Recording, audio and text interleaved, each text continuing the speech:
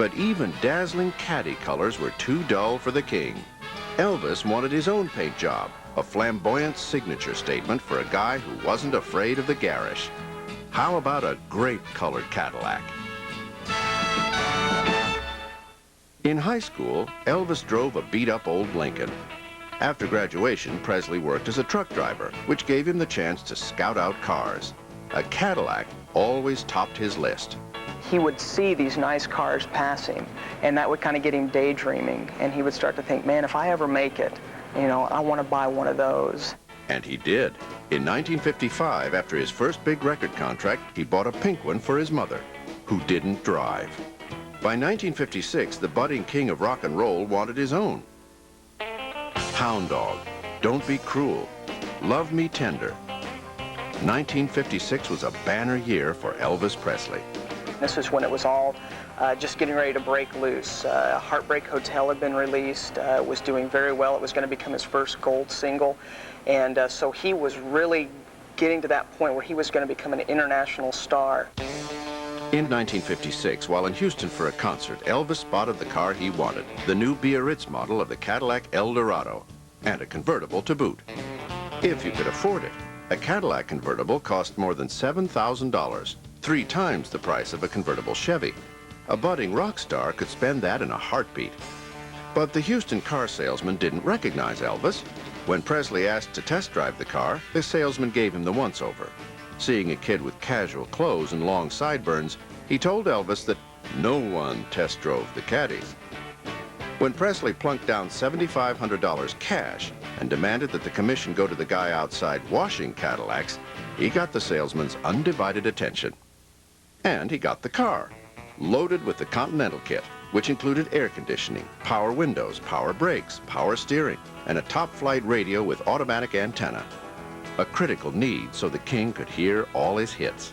Presley, wind blowing through his pompadour, drove the gleaming machine nearly 700 miles from Houston back home to Memphis, gunning the 360 cubic inch V8 engine. At night, he could use the caddy's Autronic Eye, a space-age gadget that sat on the dash, detected oncoming cars, and automatically dimmed the headlights. The crooner in his Cadillac became an item. He drove it everywhere, including, legend has it, in games of chicken with fellow rocker and Cadillac lover, Jerry Lee Lewis. Elvis and his caddy seemed the perfect couple, except for the color. White just didn't have enough pizzazz for Elvis the Pelvis. A paint job was clearly in order. In July 1957, the king took his stylish carriage down to Jimmy Sanders, who ran a custom auto shop in Memphis. To demonstrate just what shade he wanted the car, legend has it that Elvis grabbed a bunch of grapes, smashed them on the hood, and said, "That's the color I want." You know, I think the reason that he wanted purple is just because it was a little different. I wanted something that kind of stood out a little bit and made a statement. The grape caddy now stuck out in a crowd. But Elvis had roving eyes. He was always buying new Cadillacs, not only for himself, but also for friends and family. Elvis Presley was a sophisticated Cadillac buyer. He was known to buy upwards of 400 Cadillacs in his lifetime. He was also a person that, if he liked you, would give you a car. But he didn't have the '56 purple Cadillac long. By December 1957, the fickle crooner traded her for a newer model. I don't know if Elvis ever had a favorite car. You know, he would drive one for a while, and then he would see something else and say, man, now that's a cool car. But this caddy wasn't going to rot on a used car lot. Lena Moskowitz, a friend of Presley's mother and a big Elvis fan, knew Elvis was trading it in, and she wanted it. Elvis arranged for her to get it from the dealer just as soon as he traded it. She paid $4,893. And Presley even signed the back of the title, "This car formerly owned by Elvis Presley."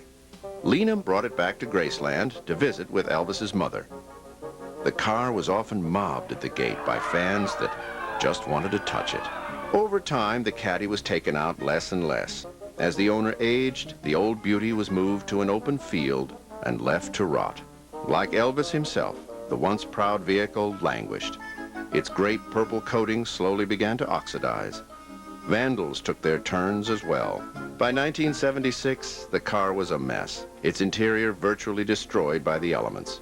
It was auctioned off to a used car dealer named James Cantrell for $975. Cantrell knew this was the King's old carriage, and he had a plan. He would restore the car and then present it to Presley as a surprise. He gave the car a celebrity makeover to the tune of $28,000. The body was primed, painted, and buffed. The interior reupholstered, busted taillights and mirrors replaced. By August 1977, the car was nearing completion. Unfortunately, Elvis Presley would not live to see it. He died from a drug overdose on August 9th. He was 42. Elvis has never yet been replaced as the king of rock and roll, with his records selling briskly even today. He has become a pop icon, remembered in velvet wall hangings, occasional reports of live sightings, and in pilgrimages to Graceland. If imitation is the sincerest form of flattery, Presley must be considered among the most revered pop figures of the century. His impact on American culture is undeniable.